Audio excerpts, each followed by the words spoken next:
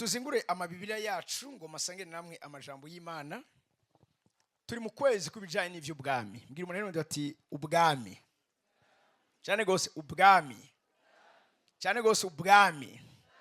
Urazi ubwami si ikintu cyo kuvuga, ubwami ni ikintu cyo kugaragaza. Haleluya. Isengesho ryanje nuko aho ugendera abantu bamenya neza yuko umwami yabagendeye, umwami yagendeye ikibanza kanaka. Urazi ahari umwami umunsi neza kubabwira ufunguruzo gugurura ibijanye n'ubwami ku buzima bwacu tukabitambukiramwo. Ariko urazi iyo uza kubona umuntu ariko ico gicu ubwami ku buzima bwiwewe ntakeneye kurinda arabikubwira. Ahari urabimenye neza bivanye n'ibimenyetso babiri aho hantu yuko umuntu adasanzwe ari aho hantu. Numva amen imeze neza. Numva amen imeze neza. Haleluya. Haleluya. Haleluya. Nawe kubikwerekeye natwe kubitwerekeye ubwami abantu babwiza kubusanta. Apana ibintu tuvuga ngo manabwire ibintu ni wabishira mu ngiro tuzobura ukeneye. Urazi turi muri generation abantu bakunze kwivuga cyane. Muri kino gihe ntidukeneye kwivuga ariko dukeneye gukora cyane. Dukeneye ko ibikorwa byacu bituvugira. Dukeneye ko abantu bakuravya avuga ati vy'ukuri uyu muntu n'umwami. Uyu muntu n'umwami kazi. Siriko muri komera muri kibanza.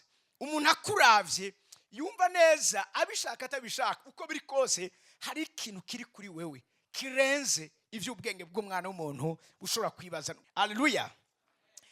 Uyu munsi nge umuvuge urufunguruzo kuko teme yandivuga unlocking and walking in royalty canke kugurura no gutambukira mu vy'ubwami. Ikisina kigaruka ko twese turazi yuko dukorajwe kuba ihanga ry'abami n'abaherezi. Ico ni kintu ku ruhande rw'Imana cyakozwe. Mugabo eske ubwo bwami n'ubuherezi abantu barabubona aho uri? Ubwami bw'umwiza burarokonesa ubwami bwawe. Urazi umuntu ashobora kuba ari umwami mugabo ntibarokonesa ubwami bwiwe bivanye n'igihagararo afise mu bijyanye n'ikirere cy'ivy'ubwami. Munyumvirize neza. Hari ahantu uwiswe ko ari umutunzi wa mbere akomeye n'akaro muri kino gihugu ashobora kugenda nivyo hari ahantu ari umwami mugahana hagera bagaca bamumira. Besha abana b'Imana nivyo barafise ayo masezerano, nivyo muri bo ico gikorwa cyarakozwe mugabo ni bake bariko barabitambukiramo. Aho ushobora kugera ahantu vy'ukuri abantu bakarokonesa ubwami bwawe. Rero ino nyigisho niyo kubazana ahantu ubwirizwa n'ivyo raza kumshubiza gukora wewe kuziki wawe. Mugapana kuba umwami binyora kari umwami. Urazi ko ushobora kugenda ahantu bakagusuzugura bakagukengera, nubwo ubona menya n'icuri ntagire ico kibabwira ngo none ngiriki. Mugari n'ahandi abantu bumvise ngo ni naka bose bacatangura guhinda agashitsi na protocole bari bategwiga cihinduka. Siriko muri ko muranyumva birahagaze ku komezi canke ico nita uburemerezi bw'ubwami. Burya twese turashobora kuba turabami mugabo ntitunganya uburemere muri ico kirere cy'ubwami. Siriko mureke ranyumva. Hari abami muri kino kibanza kugira ngo Imana ikore ikintu cyane kugira ngo abantu bakorere ico bakeneye ko bakorera barinda gutama. Mugahe n'abandi bikoreka ataco baravuga. Siriko muri ko muranyumva. Ndabaha karorero. Haraheze imyaka 14 exactement 14 urushengero rwa mbere twubatse pastor gwarasambuze gwaraguye. Imvura umuyaga byaraguye, imvura iragwa umuyaga uraza ugo rushengero ruratemba. Abantu bose ngo gwa rushengero rwo kwa Keve ruraguye. Ndavyumva ndi muri saro umutima wanje urakubita numva ndamenaguritse. Ikibazo nari ifise suko ruguye ruzosura guhagarara. Kugwa ni kimwe ruzosura kuduga. Hamagara abafundi Devi batugiriye yari inoti y'amajana 3. Mugabe ico gihe amashikanwa aba CRG bitaje byari 3,227. Iyumvire dukeneye 300,000 ishikanwa ni 3,000. Kandi urumva ntitugira handi cha tuja. umwe yinginga umugenzi wiwe aratugurana ayo mafaranga, aratunanira kuriha. Atunaniye kuriha kugira ngo tudaseba, acaragenda we afata ideni arayariha. Nico gihe twarabami. Mugabo twarabami. Siriko mwavyumvise. Siriko no question no terme bari mu ensheri ntavyo nzi. Mugabo nta gihagara twari dufise. Sinzovyibagira. Ngiye ku isoko kunegosia icuma canke pièce canke ikiri kintu kanaka dukeneye, naranegosia ikintu c'ibihumbi 10 twashaka kumara isaha turiko turanegosia ngo akime ku bihumbi 4. Nico gihe nari umwami. Mugabo ubwami burakura. Mbwira umuntu ati ubwami burakura. Rero uyu munsi tugiye kwigishwa ingene dukuza ubwami bwacu. Numva amen message muri cyo kibanza. Hallelujah. Ugere ahantu aho ivyahora bigutera ubwoba ari utangura kubitera ubwoba bigatangura kugutinya. Siriko muri ko muranyumva. Ubwami burakura. Sinkeneye kurondera ukungene abantu banyemera. Nkeneye kurondera ukungene nakseda ku bwami bwo ku rugezo rwo hejuru. Ibisigaye hano muri nosi bikurikira protokole yo mu buryo bw'imwemo. Amen message muri cyo kibanza. Utwo n'utuntu ndababwira ni byinshi ushobora kubabwira, ariko utwo n'utuntu ndababwira kugira ngo mwumve neza yuko aho turi ntiturashika. We got to grow. Mwumva amen message neza. Turiko turavuga ubwami, no, ubwami burakura. Dawidi yarabaye umwami muzi kwa Isayi. Mugabo ubwo bwami ntibwashobora gutabara imiryango y'Abisirayeli. Ariko arakuza ubwami, aba umwami w'umuryango w'Abayuda. Ni Heburoni twarabonye dimanche passé. Inyuma yaho umwami w'Abisirayeli bose. Ubwami burakura n'amavuta arakura. Numva amen message. Abantu benshi bitwa ko ari abakozi b'Imana n'abakristo ntibigeze batahura ubwoko bubiri bw'amavuta akomeye akora ku buzima bw'umuntu. Hari amavuta ataboneka n'amavuta y'ibigaragara. Hariho bamwe bagaruke ku mavuta ayo nita the inner anointing. Ayo n'amavuta adiringa n'ibijyana na karaktere yawe. Ingene ugendana n'umwami wawe. Ingene witondera ivyagezwe vy'iwiwe. Kwa kundi ugabira mu mutima. Birivuga ngo Daniel agabira mu mutima. Katazokwigera yihumanisha. Ivyo kurya vyaterekewe ibigirwamana vy'ibwami. Ayo mavuta agusoboza wewe w'indani kumenya ikizuru igomba, protocol zo mu buryo bw'imwemo. Hari ibintu nubwo ataco bitwaye. Ndabakaro kari simple cyane gusa. Je mu byo navuganye n'Imana. Imana yazirije kuri jewe. Twese Imana iziriza bimwe. Mugabo abantu bose Imana ihamagara gukoresha muri domaine canke mu gwego gwija n'ivy'ubwami. Hariho ivyo Imana igendera ziriza kuri bo. Mu bwami hariho ibizira. Ni nka kujya kubijana n'abanaziri. Birivuga ngo abanaziri ntibari bemene nk'akarorero gukora ku kintu cafuye. Bari bafise ubuzima buri set apart, buri ku ruhande butandukanye n'ubw'abandi. Ivyo ngiye kubabwira ntaco bitwaye. Mugabo jewe no kwenda nkabikora. Noba ncumuye ku vyagezwe vya mwemu. Ico birezo ngo icyangezwe ca mwemu w'ubugingo. Jewe ndemerewe kwambara isaha. Mugabo sinemerewe kwambara ishenete, sinemerewe no kwambara gourmet, kandi sinemerewe kwambara ya mabage yandi abandi mushobora kubona bambara. Hari amabage y'aba bishop muri kino gihe. Mwari mubizi? Ubonye acambaye ucumena ni bishop. Umviriza, muwa bishop nanje ndimo. Ko ndafisa pastor bari munsi yanje, ndafisa ibikorwa vy'Imana biri munsi yanje, abamisera atandukanye ari munsi y'uburongozi bwanje. Nanje muwa bishop ndimo. Mugabo icagezwe nahawe mu bijanye n'ivy'ubwami. Hari ikintu cyitwa ikimenyetso cyo kugabwa. Utagitahuye ntushobora kwaksida. Kuco uyu munsi ngiye kuvugana namwe cugurura ubwami ku buzima bw'iwawe cyitwa amavuta y'ubwami. Numva amen meze neza. Numva amen meze neza. Muri ko muranyumva. Ivyo ndi umuntu akunda cyane Jeanette, ndi umuntu akunda cyane Gourmet, mugabo narabibujijwe. Icyo nicyo kimenyetso cyo kugabwa. Mu bwami turagabwa. Mu bwami ibiba biratandukanye niba muri demokarasi. Muri demokarasi n'ibyo abantu benshi bashigikiye, mugabo mu bijyanye n'iby'ubwami nico umwami yashinze. Si mu mico ariko ndavuga. Haleluya. Hari n'abandi muri kino kibanza nabo nyene bafise iby'Imana. Uko ugendana n'Imana hariho icyo nita makarico, hari ikimenyetso Imana ishira kuri wewe cyerekana ko vy'ukuri ukiri munsi y'uburongozi bwawe. Naco bitwaye Paul avuga ngo ivyari inyungu kuri jewe uyu munsi avyiyumvira nk'ubuhombe kuri jewe kubw'ikibirengeye cyo kumenya Kristo. Hari vyari inyungu uyu munsi. Muri kino gihe turiko turashaka kuba abantu bari liberale. No, mu bwami nta liberalisme irimo. Birera birirabura. Sindiko muriko muranyumva. Sindiko muriko muranyumva. Haleluya. Haleluya. Vuga ngo ukuze ubwami. Nubwo kubanda tacho bitwaye. Mugabo kuwo Imana yashinze kuba bami.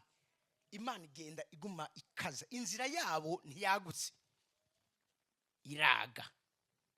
Ukabona uri kubaho ubuzima munyumvirize neza bwo kugendera n'Imana. Mugabo akaba ari inzira yagutse. Ukora icyo ushatse, uroporta amasengesho kwisonzesha uko ushatse. Hari abantu muri kino kibanza sinzi iyo babikuye. Ngo urumva ngo nohejeje kuwa gatanu, ngo mbwakora ko mfise anniversaire kuwa kane, ngo nzoca nenterompa gato, ngo mbwamutse niriha kuwa gatandatu. Nta mariyere arimwo mu bijyanye no kwisonzesha. Hari n'abandi bazanye ibintu hazi, ngo urumva ngo igira 10 ntatanze ndashobora kuzoca ndakiriha mu kwezi gukurikira. Suko mu vy'ubwami bw'Imana bimeze. Icyo udakoze urahombye inyungu zifatanye naco. Ibi vyo mwisi kwiyorohereza niki mu bwami ntibirimo. Ukene gukuza ubwami bw'iwawe nuko ego y'Imana iba ego yawe, oya y'Imana ikaba oya yiwawe. Kandi uko bwami ukura muri wewe nuko Imana igenda mwumvirize neza itakorohereza. Umvirije nk'ubuzima Dawidi yarabayemo. Ibaze abandi bari muhira, abandi bari mu gisirikare, ariko we wari he? Ari nyuma y'intama. Saga camutuma ngo genda urabe bene wanyu ku rugamba ubashira ivyo barya, urabe n'ukungene bameze. Ntigeze namubwira ati none ndaza kuguhumbye umuntu asasigara kurabira za ntama. Dawidi niwe agiye kurondera uzimurabira acagenda kura niso gikogwa. Ubwami burakoregwa. Haleluya. Ngo muvuga namwe gato urufunguruzo. Sivuga nyinshi. Vuga urufunguruzo rumwe. Gugurura ubwami ku buzima bw'iwawe ukawutambukiramo. Nikintu mwandike amavuta y'ubwami.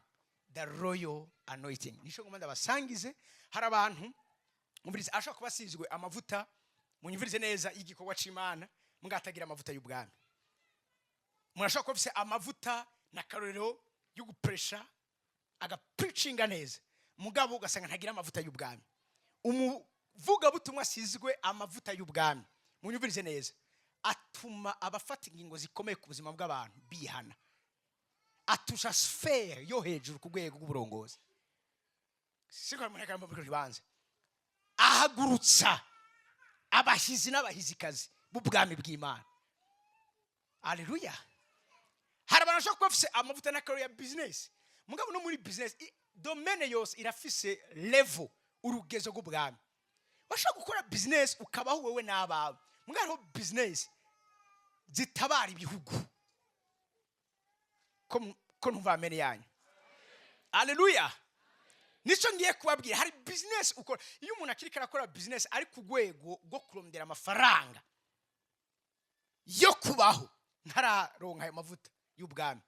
Ariko amavuta y'ubwami iyo yaje ku businessman atangura kwiyumvira ico akora akarorero kugira ngo abakobwa bariko baratwarira amada muhira kubera ubukene ntibasubire kuyatwara. Siriko muri komishoni uravuga ni ikintu kija gitumbera mu bijyanye n'ikintu cyo gutorera umuti ikibazo rusange kominote ihurirako. Iyo umuntu asizwe aya mavuta n'akarorero ari muri domaine ya education ntakeneye gusa kwigisha to make money kugira ngo ahembwe ku kwezi. Mugabo kwigisha kwiwiwe kuvanzemwo mu nyumvirize neza umutwaro wo kuvuga ngo aba bantu mpagaze imbere nteza kubategura nk'abakuru b'ibihugu bejo, nk'abashinga amateka bejo. Siko muri ko muranyumva? Ni bande bigishwe n'abigisha batoye ikibazo cabo umwigisha ataryoherwa? Ni bande bigishwe n'abigisha wayobewe iki kuru yabo icigwa cabo banezerwa turabiganza byabo? Abo n'abigisha bigishije mugabo badafise amavuta y'ubwami kuri bo.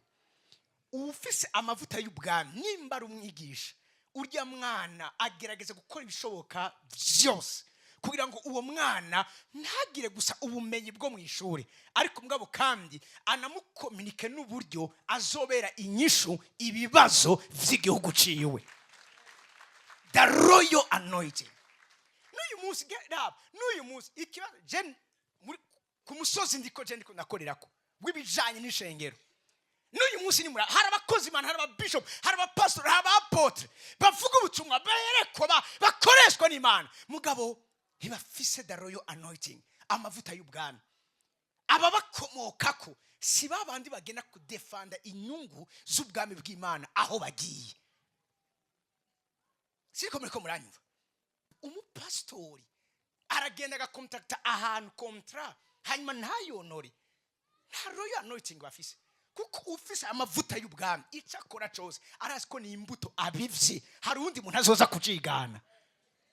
Abantu siriko banyuse muri cyo kibanza. Haleluya, haleluya. Ufise amavuta y'ubwami uburengo manje mu bintu biri pratique, nubwo nosoma imirongo ya Bibiliya menshi mu Congereza noneho nayivuze. Umuntu afise amavuta y'ubwami ari umuhungu, ari umukobwa, ari umugabo, ari umumama, ntiyihagarika mu ibarabara.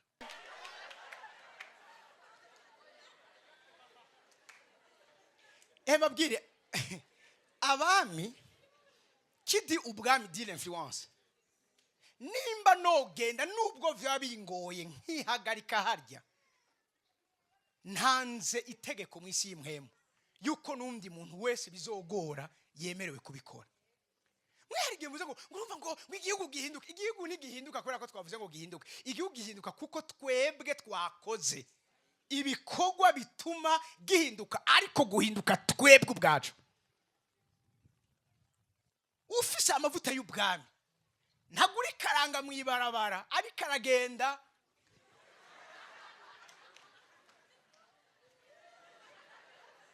ntaguri kigori sinavyasko kigura mu ibarabara. Ariko urabona umuntu yiyubashe agura ikigori kwibarabara agacagendera kirira aho nyene. Umuntu yiyubashe ntatonora umuhi awurya cafata igishishwa acagitera, ninda azoza kugikura ngaho ugitaye. Hitwigeze turonka abigisha afite amavuta y'ubwami bo gushaka kudutoza utu tuntu womengo ni dutoya mugabo dukomeye cyane. No wonder uyu munsi umuntu arapanga inzu y'umuntu akayisiga azoyikoresha amafaranga arenze ayo yapanze igihe cyose yayibayemo. Kubera iki? Ikitari ci wabo nubwo cononekara ntaco bitwaye. Ayo si amavuta y'ubwami. Amavuta y'ubwami wiyumvira kuwundi, wiyumvira ku buzima bw'uwundi. Iyaba yari jewe mpangishije iyi nzu, nari kwifuza ko umupanga yayifata gute? Raba uyu munsi abagenda baheranye ubu mugabo narabihevye. Nayo sinikara amavuta y'ubwami yamfashe. Umuntu araje arakuririye uramufashije ingena monta business yiwiwe nta buryo agira, umuromdereye abantu ati n'ukuri n'umwana wanduka mushingira intaye kubera ari wewe ubivuze. Umuntu bakamwavansa amahera agaca agenda agaca yaherana ngo twaramurondeye turamubura. Mugabo yumva umengo apotre nubwo ntori hazoca yariya ubwo subwami ugiriye naba bandi hako ejo nzogira umutima mubi, je préfère kubireka. Cyo gituma nabagurana abantu gurana amafaranga uzi yuko nubwo batoyaguha ushobora kuyaheba. Kandi uyu munsi nibande baherana abakizwa, nibande uyu munsi bakora nabi n'abakizwa. Turiko turavuga ubwami ni ubu. ubwami si amajambo, ubwami n'uburyo twitwara abantu. Mbabwira ikintu kimwe, somera gatoya Daniyeli igice cya mbere ku murongo w'umunani. Somera gatoya Daniyeli igice cya mbere umurongo w'umunani aravuga ngo maze Daniyeli agira imigabo mu mutima kutazokwihumanisha ibyo kurya by'umwami. suramo kandi. Maze Daniyeli agira imigabo mu mutima. Agira imigabo hehe? Mu mutima. Hehe? Mu mutima. Yo kutagereke. Kutazokwihumanisha ibyo kurya by'umwami. Aya ni ya mavuta nababwira akorera indani, the inner anointing. Benshi dushaka the outer anointing. Nivuga ngo ni ya mavuta nkaya nk'akarori uri kuravuga abantu bose bari captive, ubwiza bw'Imana buri ko buragenda. Ni abantu benshi bakeneye ibi, ntaco bivuze. Hamwe ejo mwoca mwumva bamfashe nivye, bamfashe nafashe umwana ku nguvu, ibi byose nakoze bya bibaye imfagusa. Mugabo igituma amavuta yo hanze azigamwa n'amavuta y'indani yo kugabira mu mitima yacu. Mwabakobwa mukiri batowe, gabira mu mutima wawe. Sinzoryamana n'umuntu numwe imbere ya mariage, bigabire mu mutima wawe. Abubasi gabira mu mitima yanyu, byongo agabira mu mutima. Ibi bintu iyo bitabaye muri twebwe ntishobora gutambukira mu bwami, kuko ubwami bugaragazwa n'ivyo twitojeje gukora mu ibanga. Dawidi mbere yuko abo umwami w'Abisirayeli bose yari yabanje kwitoza mu ibanga, gukirana, kugwana n'idubu n'intama, ku buryo Sawuli aramubwira ati mwana oya uracari muto niho mushobora. Yamenyerejwe iby'intambara kuva mu buto bwiwiwe. Birisha muri Imana rimbwira ngo Dawidi amubwira ngo iyo ndagiye je ndagira intama, niko kazi mvise, ndagira intama za papa.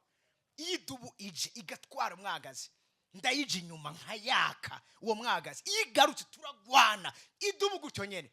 Ati niyo nakebwa y'u Filistia izopfa nkimwe muri za dubu na muri za ntare, nyemerera ngende.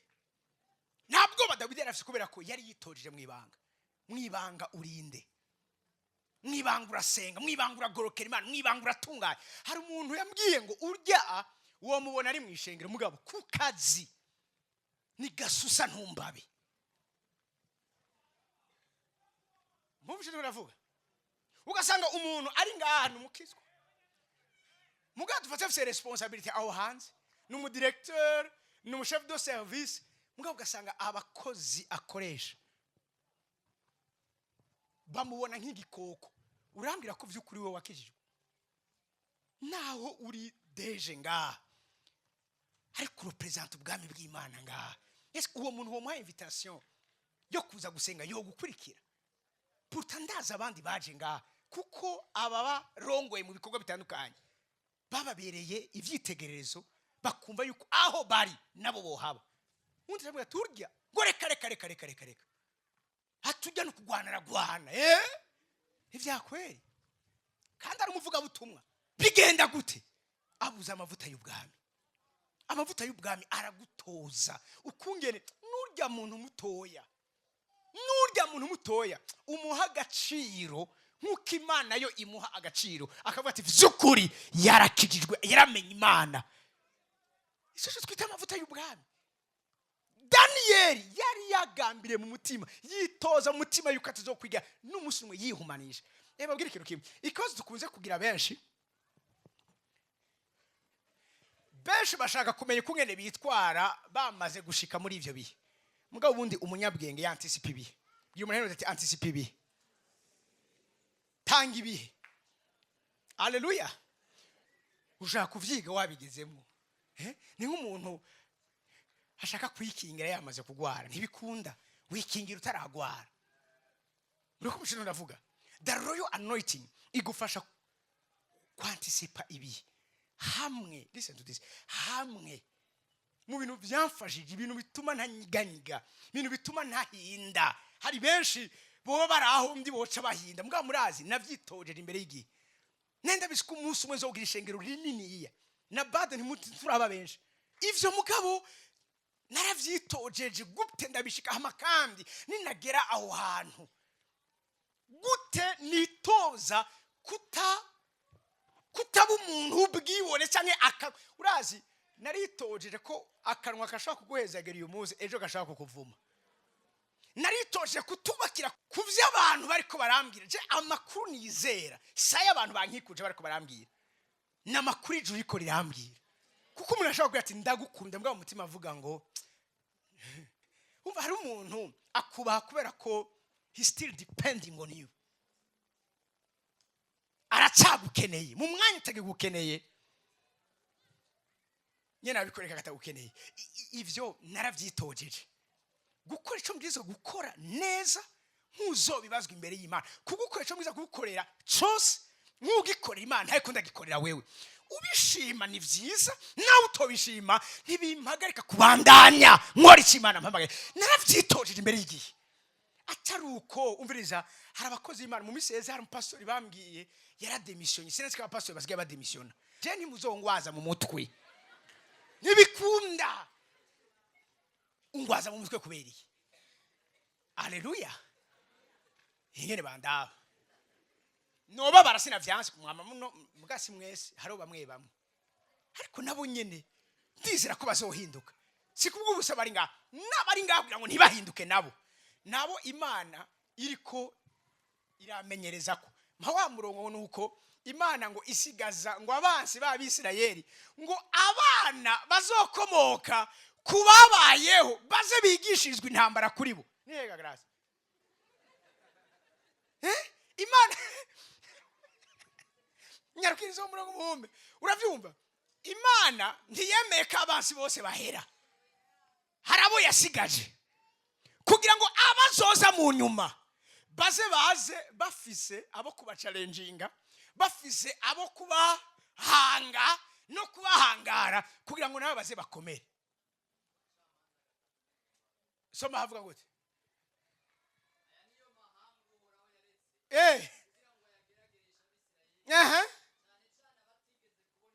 Abatigeze kugira iki kubona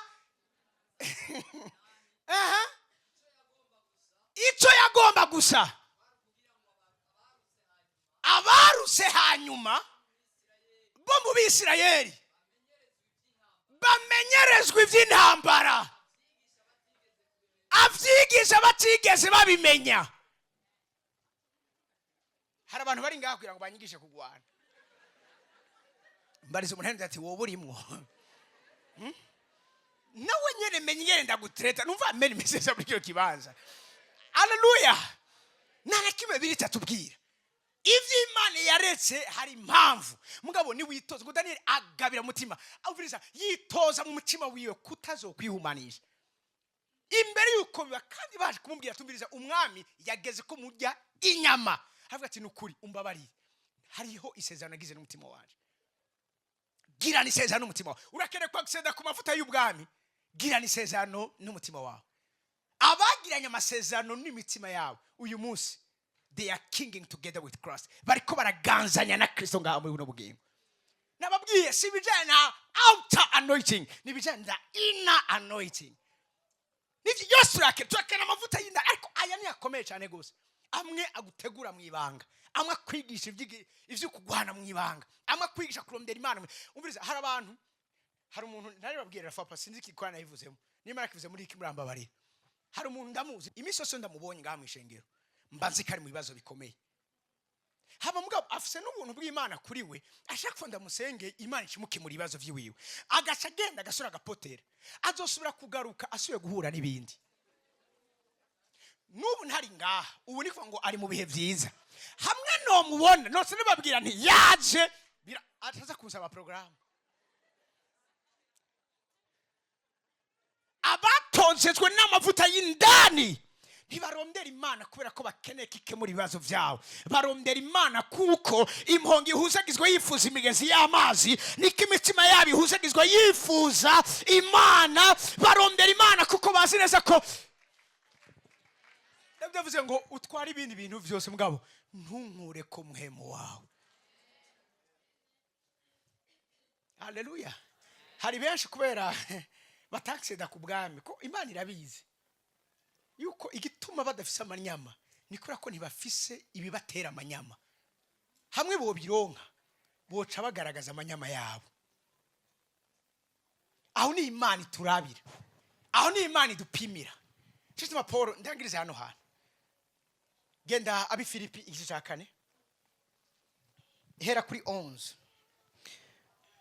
Aravuga ngo simbivuze kubw'ubukene. Umviriza ariko abivuga ivyo ngiye kuvuga si kubera ko nkenye. Simbivuze kubera ubukene. Vuga ngo simbivuze kubera ubukene. Shaka no majambo agume muri twebwe. Simbivuze kubera ubukene. Kuko nize kubumbwa n'ivyo mfise uko ndi kose. Nize kubumbwa n'ivyo mfise uko ndi kose. Uko ndi kose. Bariza iri ni shuri rikomeye cyane gose. Hari abantu agakiza kabo nuko barindiriye amasezerano. Barababwiye atumviriza guma mu Mana. Ivyo yakuvuze kuzobibona biriko biraba. Ari mu Mana. Kora karindiri ivy'Imana muvuze koko bishika. Mugabo Imana yoze ikamubwira atumviriza bimwe wari urindiriye nabivuyemo. Nawe ucavuga ati nanje kugukurikira ndabivuyemo. Hari abantu bari ngaha kubera gutinya umuriro. Hamwe Imana yovuga atumviriza ndahinduye. Umuriro ndawukuyeho. Hari abantu Imana igifata iyo ngingo. Ama Bibiliya yabo yoba yashikiriye muri biro. Ati bandanya wewe. Ico natinya cavuyeho. Avuze ngo sindabivugishijwe n'ubukene kuko nize kubumbwa n'ivyo mfise uko ndi kose. Umviriza? Nzi gucishwa bugufi, nzi no kugira umurengera. Nzi gucishwa bugufi, avuze gucishwa bugufi. Mwene majambo nzi kubura. Iki ni ikintu buri muntu wese akeneye ku acceda ko n'amavuta y'ubwami akeneye kugira muri we.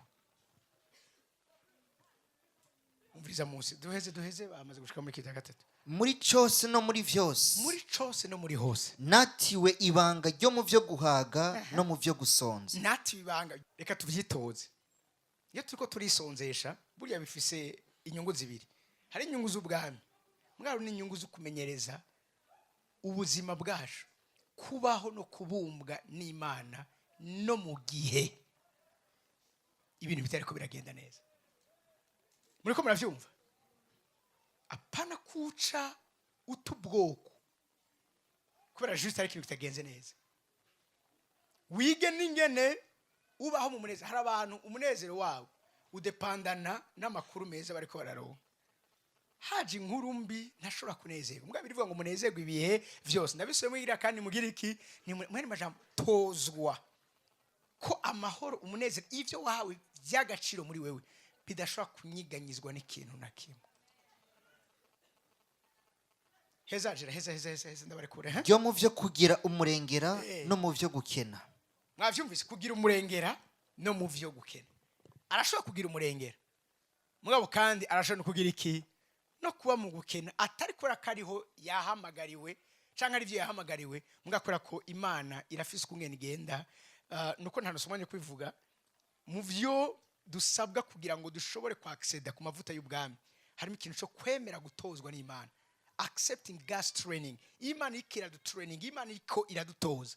Ntidutozereza mu guhaga, ntidutozereza mu kugira umurengera, idutozereza mu gucishwa bugufi, mu kwimwa ibintu kanaka, mu gucishwa ahantu kanaka. Ico gituma project ngo nuko munezererwe amarushwa yanyu. Kuko arazi ko amarushwa Imana yapemese kuza ku buzima bwacu ariko aradutegurira ubwami.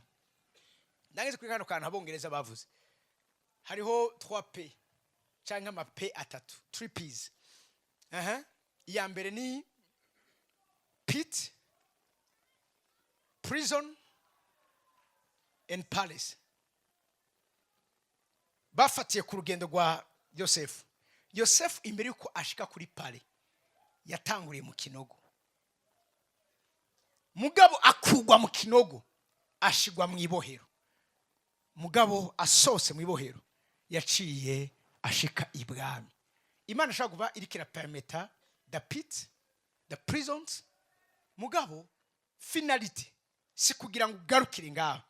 Ico Imana irikira bona ejo aho kandi bigucikira umugabane imana iri kibona intebe y'ubwami hejuru ubuzima bw'iwawe. Ihangane ibinogo uri kuratererwamwo, ihanganire amabohero ushobora gushirwamwo kubera akarenganyo. Imana ikiragutoza igutegurira ubwami aho ugiye kwicara ku ntebe y'ukuganza. Amashi menshi ku mwami w'abami. Muhaguruke ku maguru yanyu dusenge dushima Imana.